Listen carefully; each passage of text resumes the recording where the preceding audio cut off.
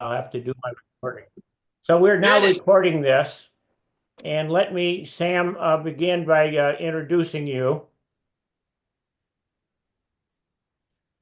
So Sam Alex is a native Houstonian. He spent 22 years serving in the U.S. military and deployed in Iraq in 2007 with the Air Force.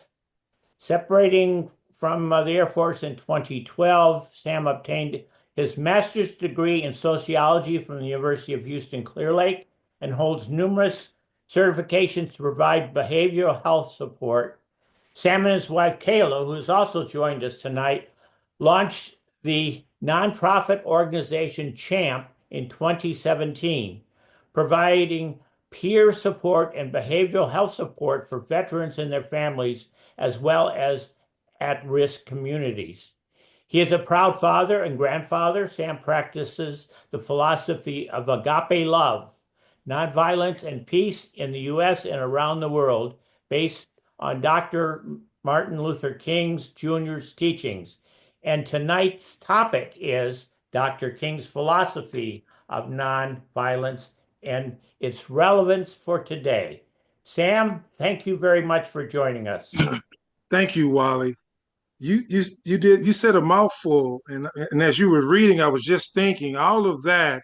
And my main job now is making coffee each morning for my wife. So I, I went around the mountain to go across the street, I guess they would say. And also, Bob, thank you so much for always saying words of encouragement. And I recognize so many names on the thread, and I'm grateful for each of you to join me tonight as I share a little bit from the heart. I have some notes, but a lot of this will be from the heart because Dr. King's philosophy is just that. It's really an inside job, so to speak. And so, thank you for the opportunity. Before I get started, again, I want to thank my daughter, Maggie, who is helping me with technology. I'm like you, Wally. I'm still trying to figure this stuff out. And my wife also, my better half, Kayla, and it's through her support has gotten me through cancer and has gotten me through a lot of ups and downs during my military career. She was the bedrock keeping the family together. Oftentimes, spouses aren't mentioned when we talk about the service member, but without support and without a family and a great spouse like Kayla, I wouldn't be here tonight. So I'm so grateful. With that, thank you again, Brother Wally, for the kind introduction. And thank you for this tremendous opportunity and honor to share a little bit tonight with Amnesty International, an NGO focused on human rights. And we share that because CHAMP's goal of touching mankind in a positive and profound way, you share that also. CHAMP's focus is on the veteran, their family, and community in the space of wellness and recovery. Like Amnesty International, we have global impact, but a local focus. Our desired outcome is to make impact. Champ believes that veterans and first responders, especially in the space of retirees, are an untapped change agent. The community rapport, respect, platform, and dedication to service are already there. My hope is that Amnesty International and CHAMP will both continue to utilize this invaluable resource. CHAMP has collaborated with Sri Lankan veterans to feed children, first responders to mentor and provide sports equipment to children in Brazil, teamed with grassroots NGO to provide meals in Haiti. We've provided resources for veterans and evidence-based peer-to-peer support for veterans in Thailand and countless initiatives here in the United States. Grateful comes to mind when I ponder CHAMP's footprint, especially as a 100% volunteer-led NGO.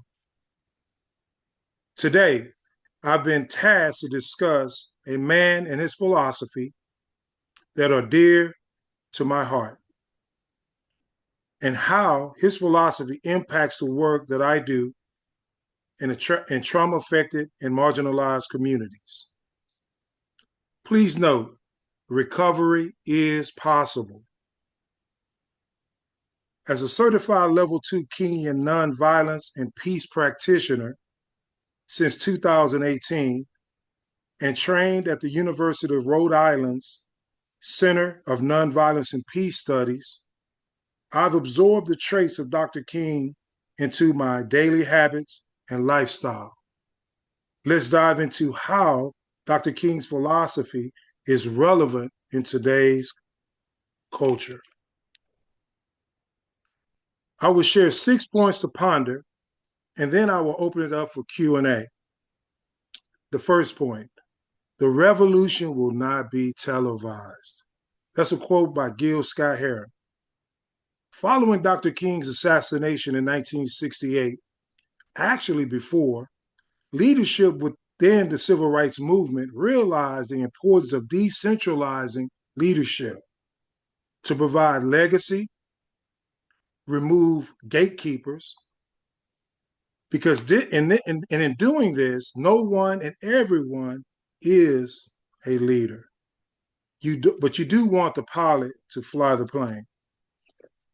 Dr. King said, everybody can be great because anybody can serve.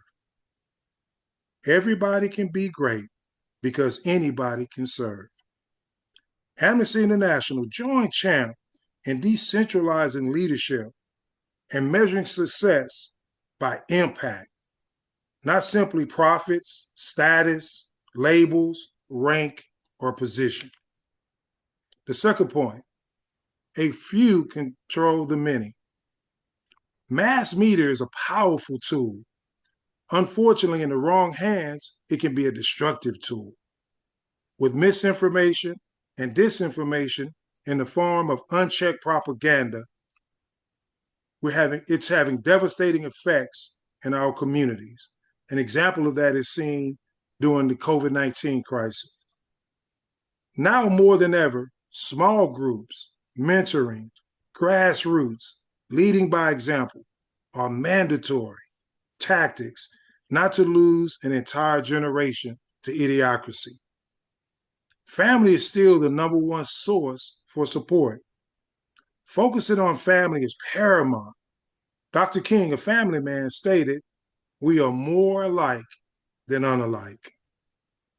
The family's health and wellness is the gateway to a community's heart.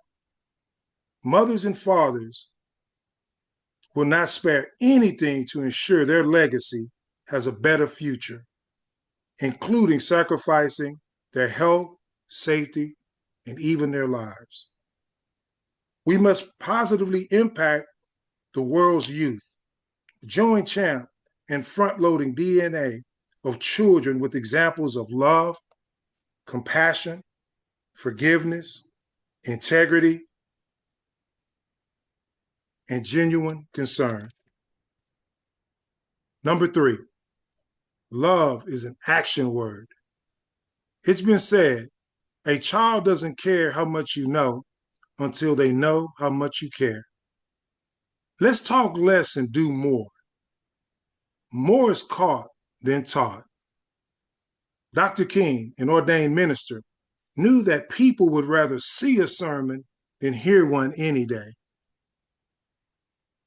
Plus, action counters lies, misinformation, and disinformation.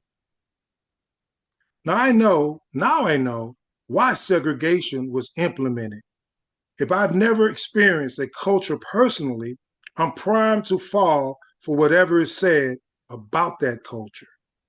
My travels to the Americas, Far East, Europe, and Asia has given me firsthand experience of cultures without outside biases. What I've learned, people are people. A good friend of mine, a mentor, his father served in World War I in France during World War I as a Buffalo soldier. Other Americans told the French that black soldiers had tails. Team, propaganda works and is alive and well. Thank goodness the brave Buffalo soldiers dispelled the lies while serving with excellence, earning the respect and adoration of the French people, and all whom they encountered. How do we dispel a lie? Truth exemplified, period. Never argue with the fool. Those observing won't know who is who. Point number 4, don't have a price. The cause is bigger than you and I. Dr. King's agape, unconditional love for human rights was irrevocable. Threats to his life, attempts on his life, rumors, psychological warfare, financial restraints were all stresses used by his enemy to dampen his spirit and to discourage his resolve and outright stop the movement. How dare Dr. King and the civil rights movement want first-class status for all American citizens? The dream was more important than his ego, selfishness, or personal ambitions. While he was a great example is when he received the Nobel Peace Prize, rumor has it that Coretta Scott King, his wife, said, "Martin, I know you are not going to use that prize money for the cause. Those kids need a college education." See, if you want to know someone's values, check their checkbook. Dr. King knew that the cause was greater than himself. If we are compromised, do the cause a huge favor. Bow out, stay engaged, but don't become a distraction. Amnesty International, your detractors are looking for chinks in your armor. Don't allow our personal mistakes to negatively impact the greater good. It's bigger than you and I. Dr. King used everyone. Those that would physically fight, Dr. King would use them in non-confrontational roles. For example, he would use them as a runner. So when protesters were arrested, they would be used to notify their families of their arrest. Everyone plays a role. Every role is important. You simply want the pilot to fly the plane. Don't have a price. Know your limitations. A good technique to use is have a hat rack outside your door. Leave hate, anger, loneliness, and tiredness there. Don't bring it inside. Don't have a price. Number 5, focus on us, not the peanut gallery. In a culture inundated with stimuli, it is easy to become distracted, burned out, overwhelmed, and finally apathetic about it all. In leadership, we must focus, focus, focus. Let's look at the 4 major movements in Dr. King's lifetime. Number 1, Montgomery bus boycott, 1955. Number 2, the Albany movement, 1961. Ending segregation in public spaces. Number 3, the March on Washington for Jobs and Freedom, 1963. And number 4, the Selma to Montgomery March, 1965, for voting. Why the gaps? Training, research, information gathering, the hard work, the planning, the grind. The work that we do, both at CHAMP, the Civil Rights Movement, and Amnesty International, is not pretty, but necessary. Some are comfortable with top-down leadership, basically meaning clamoring from the top, people in positions of power pushing policies down. Others are comfortable with bottom up, with the people. Change agents, those of us that are on this thread, operate in both spaces. Some examples of top down include decision makers, executives, business owners, and politicians. Bottom up, the door knockers, the masses, hourly employees, survey takers, boots on the ground. Servant leadership, those of us that are on this thread, we're the change agents. We go back and forth. Actually, I believe that is the most effective style of leadership. We see that in Dr. King's work. He could sit with President Johnson during the day and be out with protesters at night. Remain focused. Know your why is vital. Focus like Frankel did in the concentration camps because he knew his why, to return to his family. Leaders must remain focused, focused, focused. And number 6, sappers in the why. I pray, Amnesty International, as leaders, that you lead from the front. Lead from the front. The old adage, do as I say, is no longer effective. Rather, it's do as I do. In doing so, last point, operate in integrity. Operate in integrity. Realizing that when we disrupt the status quo, no matter how just the cause, resistance is a given.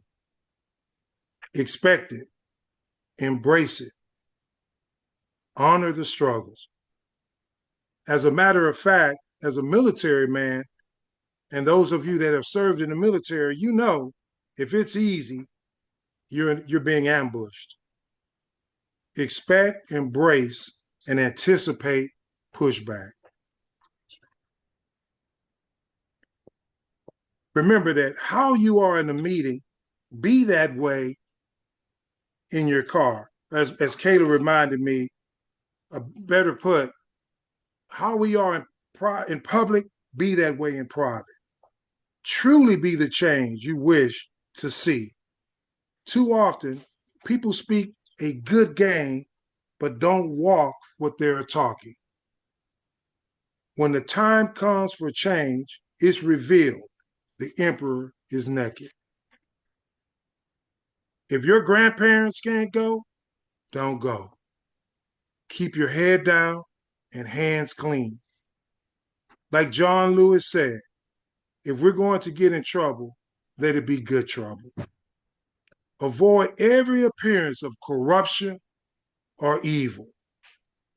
Don't say in private what you don't or won't say in public. Your work is too important. The cause is too great. The enemy too close to waver. Many years ago, during early Dr. King holidays, my wife and her team was celebrating with a small cake.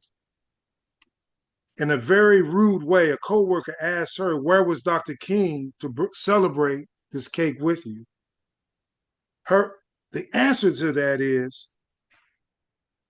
those that celebrate justice and disown injustice, embrace hope over despair, seek unity over divisiveness, peace over war, love over apathy, human rights over injustice. They are Dr. King, alive and well. Thank you.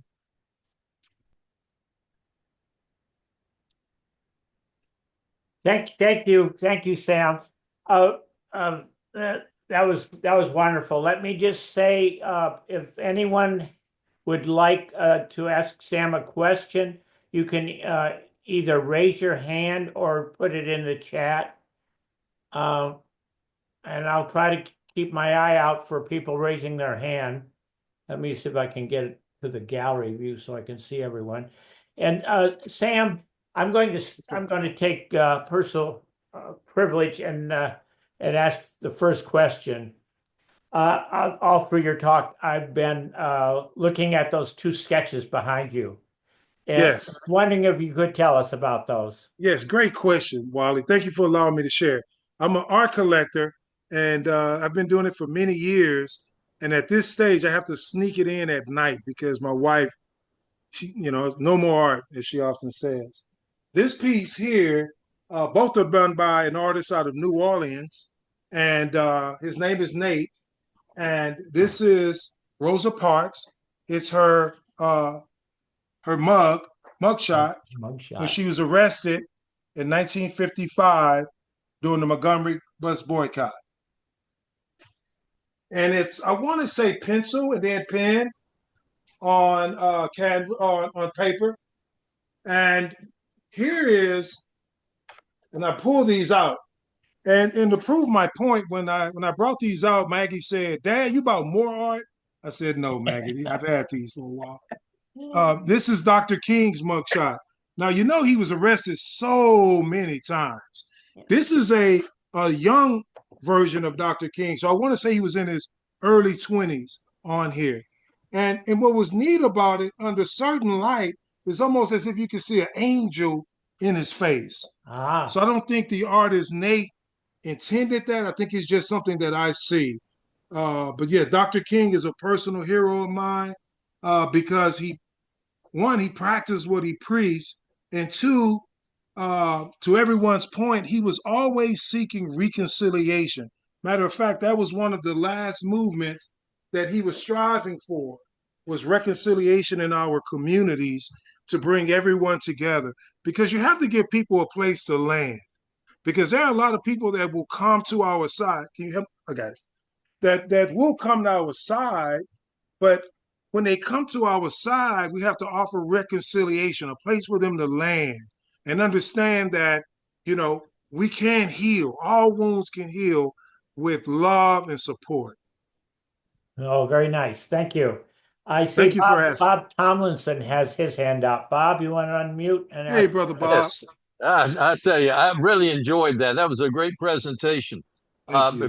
Before I ask my question, I want to remind Wally that Roger has an announcement he wants to make toward the end. So I thought I'd mention that. Okay, But thank you. one of the things that disturbs me, we've been talking a lot about immigrants, and rightly so. But at some point, this is going to get to a black and white issue. Mhm. This is going to get to it's going to get real personal. And when Dr. King and others were fighting, at least they had people they may not have agreed with or what have you, but at least they had people that they said, hey, we're sane, Eisenhower, Kennedy's, what have you. But we've got a guy in office right now that's acting more like a 1950s sheriff or governor rather than a head of state. What do you think is going to happen? How should we handle that? I think that that's a great question, Bob. I think looking at the philosophy that some of the Far East embrace, that 100 years is a day. So here in the U.S., we look at things from 2 years or quarterly. This too shall pass. We have to remain steadfast. If we begin to exemplify the behaviors of the enemy, we're this the opposite side of the same coin. We're the opposite side. I think Yeah. about my father who served in World War II, right, as a second class citizen, but he kept his head up high because he knew he was standing on shoulders of people before him, the Frederick Douglasses, the Ida B. Wells, and many others that are not mentioned because of they were the worker bees. And so we have to have that same mindset. We're just running with the baton, Bob. It's kind of like, you remember when things would happen and they would call up the reserves.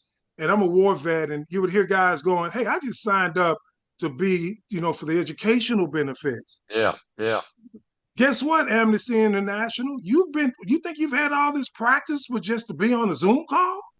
You're going to have to put all this training and experience and education to work. And that's what we have to do. Because I love having conversations about Black history because it's American history. Yep. And that's really what makes America such a rich culture, the different fabrics that are woven together to make us this tremendous opportunity, a light on a hill. And you know what? I just can't give them the patriotic ball and not say, uh-uh. I refuse, man. We owe it to the men from the Black Panthers that fought in World War II in the tank unit at the Battle of the Bulge. I owe it to them. I owe it to the Tuskegee Airmen that works. I owe it to Eleanor Roosevelt who fought to give them an opportunity to fight. I owe it to all of them not to give up, not to give in. And I challenge each of you to have that same mindset. Find your why. It's your grandkids. It could be someone that paved the way for you. We have to pave that way now for others. Let's don't forget Thurgood Marshall. That's for sure. Yes, sir. Wow. Yes. Great man. Great man. Is there another question? I don't see anyone's hand up right now. I think. Hold on. Okay, Julie. Oh, okay. Can you hear me okay? Yes. Oh, okay. Is there any piece of current legislation that you would encourage us to take action on, like calling our representatives, for instance? Anything you think would be helpful or effective to focus on? Wow, that's a great question. One of the things that I think is so rich is the support we've gotten throughout the years from our immigrants that have joined the military, for instance. That's a untapped wealth of information that we can share with our leadership. Because there's this simple answer to complex questions that we tend to do, like putting all people in one category when we know it's more complicated than that. So yes, are there issues in the immigration area with maybe drugs and things like that? For sure. But let's also focus on the amazing immigrants that have come to America and have served and worked and have given back to our community in a very positive way. Again, the other side does a great marketing job of getting in front of it and planting, we call it anchor biases. Anchor biases. Yeah, there you go. Yeah, and they'll create lies and then anchor bias. They'll get out there in front of it, and folks will stick to that because a lot of people are in silos. And so I want to challenge us as well because people are only getting a lot of their information sometimes from single source. So that's why we have to be, I believe, that light so we can share different perspectives. But you have to do it in love because once they get us out of that, then we're no longer operating in power. People actually shut down. And so I have to watch myself that I'm not operating in resentment, fear, anger, because at that point, people shut down and I'm ineffective. I have to operate in love. And let me say this. When we say love, I use agape quite a bit. It's not passive. A lot of people think of love as being, you beat me up, I'm not going to do anything. Love is action. Love is running into a problem when others are running out. Love is engaging communities when others have given up on those communities, those behind prison walls, those without homes, those that are the least of us. And so we have to have courage at this time because we're fighting for the hearts and minds of our community. And again, people are watching. If we're doing a lot of talking and getting distracted, remember, it's always the second punch that gets caught. See, they're punching and then they wait for us to punch back and then they're filming it. And then they go to their people that are in silos and go, see, those folks that are talking about America being this melting pot, talking about minorities have a place at the table, look what they're doing. And so we can't fall for, They're not doing anything new. That's the most amazing thing about it. And I did actually I did anti-terrorism in the military. And my wife, sometimes she'll go, Sam, I can't believe you said that a while ago. Yeah, what they're doing now is called shock and awe. I'm just gonna throw everything at you. Yeah. Because they know most people just gonna be reacting and they're frustrated. Yeah, shock and awe. And so what do you do in shock and awe? You keep your head down, right? You let that blow over, right? As a veteran. They're gonna do away with the VA. If I would have went nuts on that, my blood pressure went out the roof, and then they turn right back around and go, "Oh, okay, it's not the VA. It was a false rumor." So we can't keep falling for the same okie doke. We have to be strategic. We have to have leaders that calm the people, keep them squared away so we can engage. But just going willy-nilly all over the place, no, no, that's not an effective strategy. That's why those you see the movements had gaps between them because they were strategic. They were very strategic. Now you can probably speed it up because of technology, but still we have to have a planning phase where we're sitting down and we're bringing people to the table, but we're doing it truly in love. There's no hidden agenda. There's no hidden agenda. That's the key. That's the key. That was the power of Dr. King. He was operating in pure agape love. Matter of fact, his last speech that he knew. Matter of fact, there are rumors. When I was in school, some of the leadership that had worked personally with Dr. King, they shared how the night before, actually, some of the other civil rights leaders were saying, Dr. King, I don't think we should go tonight. Blah blah blah. Get your rest. He had received supposedly an envelope, and supposedly what it was said in that envelope was pictures of his family. And this story has been told. I think Young said it, the former mayor of Atlanta said it, that there were pictures of Dr. King's family because they were, his home was bombed, he was stabbed, a lot of psychological warfare. But I think he saw that picture of his children, right? And he knew that his time was coming to an end. That's why he said, I've been to the mountaintop. I've seen the promised land. See, that's agape love. When you're willing, you believe in the cause, which is so great that you know that you may not benefit from it, but you know it's going to be better for whom? The whole country, the world, the world. So that's how we have to look at this. It's bigger than you and I. It's bigger than us. If you make it about us, we're limited. We'll be overwhelmed. But when we find our why, that's the motivation to just keep going a little bit further and knowing that you're not alone, knowing that there are people around the world and there are saints in the grandstand that are cheering us on to finish the task. And we're preparing the next generation to run with the baton when we're done. Very good. Yep. Roger, would you like to ask? Yes. You guys, the reason I'm not on camera, I'm washing dishes right now. I'm in the Hey, kitchen Roger, moving around. I figured that. I figured that. Hey, I'm moving. I'm getting my manual labor done.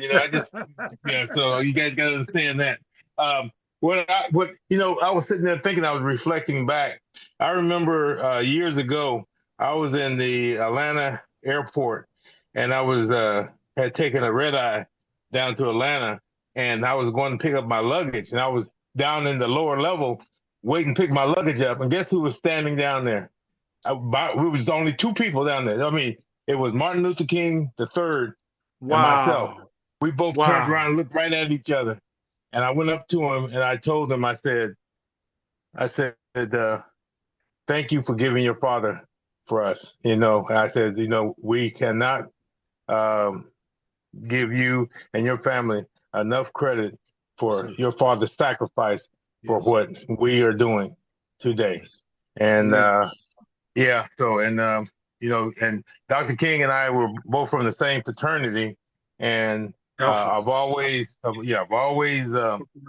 felt very honored to be in that legacy of Dr. King and doing some of the things that he does, but not at the level that he does. but I'm doing what I can do with the talents that I have. Okay, but what I want to share this Friday, we're going to be having at Wheeler Avenue Baptist Church um, the fifth Jubilee singers from Fisk University are going to be singing. And if you guys don't recall, Dr. King loved spiritual gospel music. Yeah. That was one of the things that really helped him get the strength to continue moving on.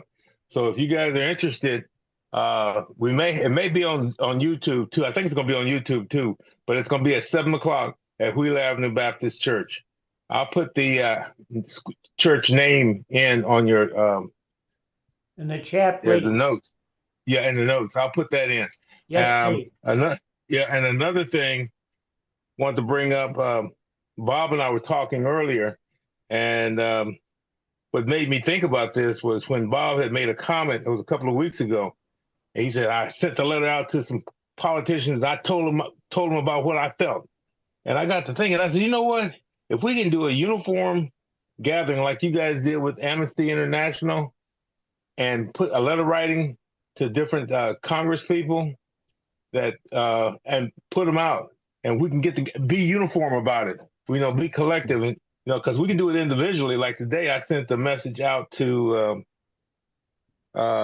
what's his name, Middleton, the state senator for his, Senate District 11. I sent a message to him and told him do not vote no for SB 2. Now, he's not going to listen because he's following his dear leader, the governor of the state of Texas. So, but we got to continue to be in the fight. That's like what Sam was saying. Our forefathers don't expect anything less because they paved the way for us, and you can guarantee it. I know I'm in that fight. I took the oath to support and defend this Constitution, and I'm supporting to defend the Constitution, not no person, period. Thank you, Roger. Zoe, are you done, Roger? Yes, I'm finished. Okay, I did want to cut I'm you back off. to washing dishes. Zoe, I see your hand was up. Please, go ahead.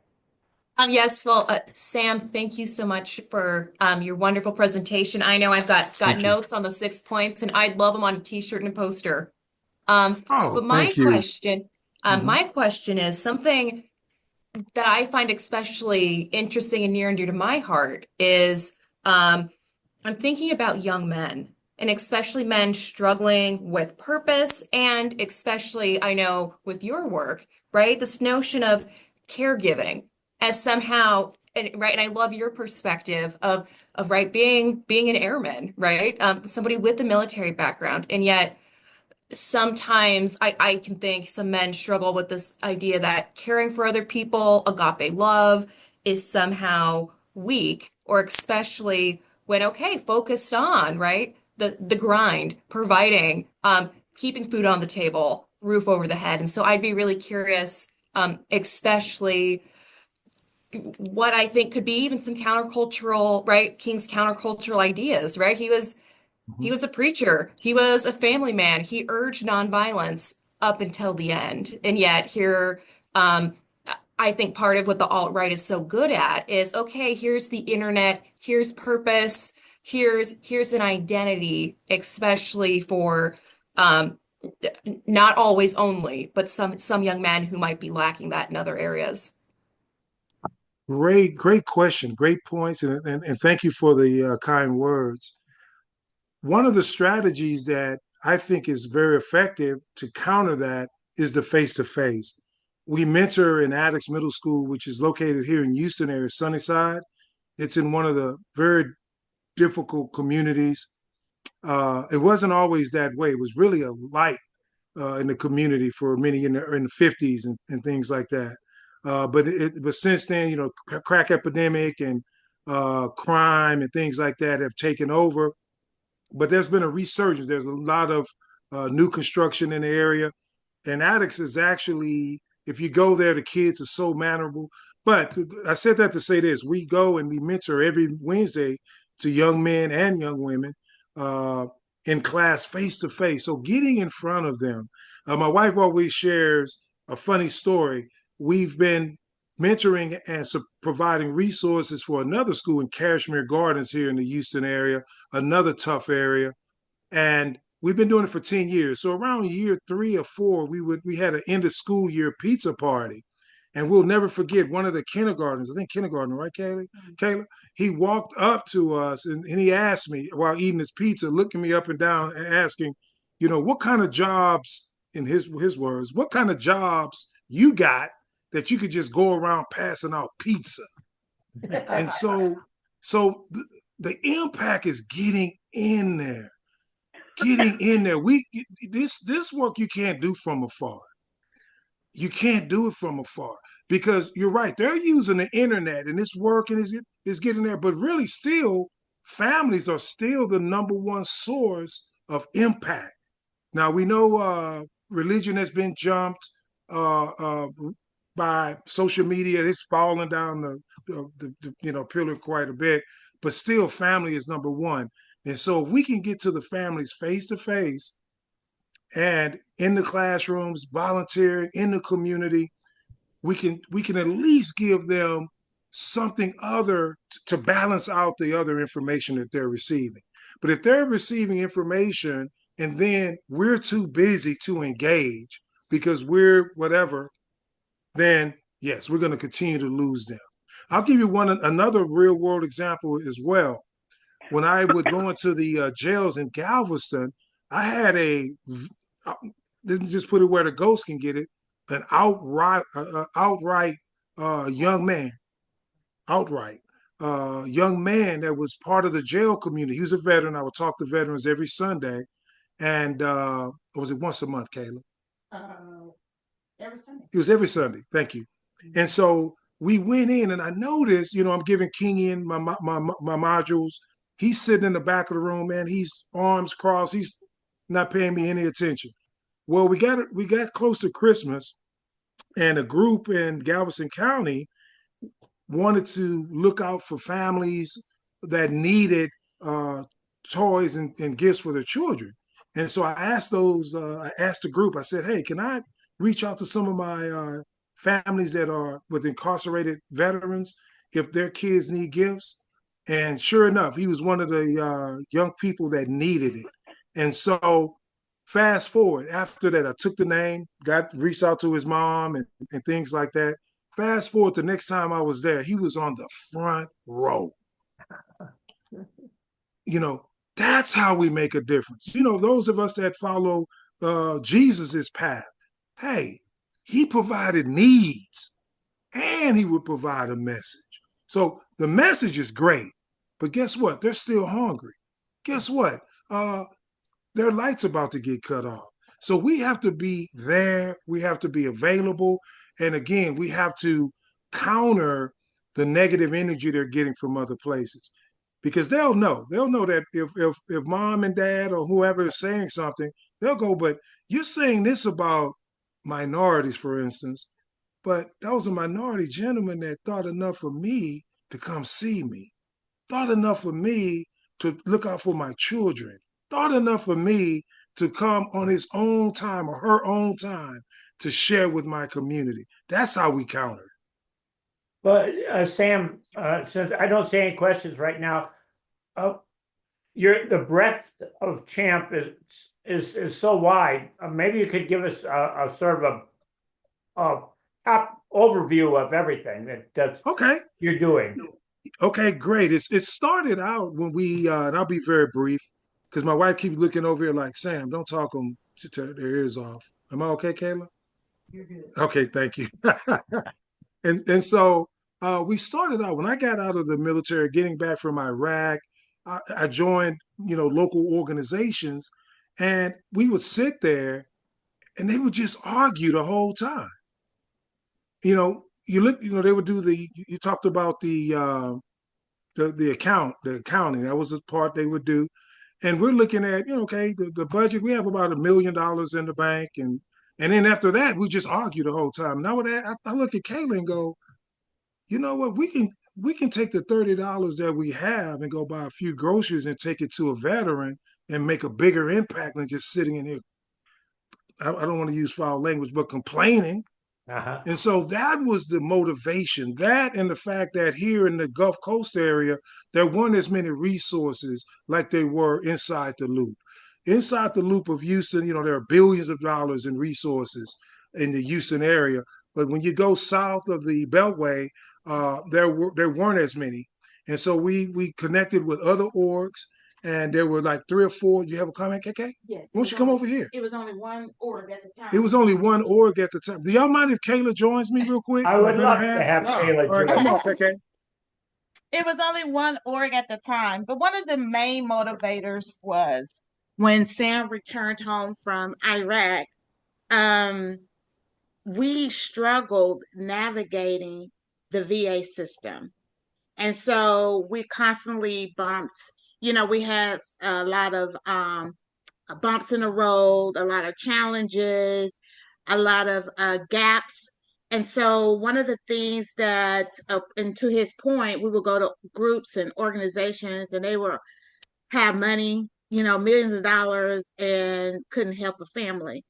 And so once we learned how to navigate the system, we knew in the next 5 years, so this was like 2010. Yes, the wars were winding down, fortunately. Right. And so we knew in the next 5 years, we were going to have an influx of combat veterans returning home.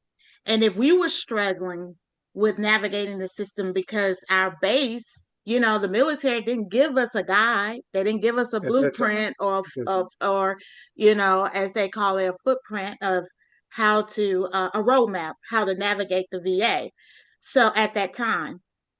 And so that was one of the things we said we wanted to do. We wanted to help many families, especially in this area. We were at that time the second largest veteran population in the nation here in Houston, and it was in our area. And we didn't have the resources to support the amount of veterans returning home. And now we're number one. And now we're number Houston one is in the number country. one in the Yes, country, Harris we are. County.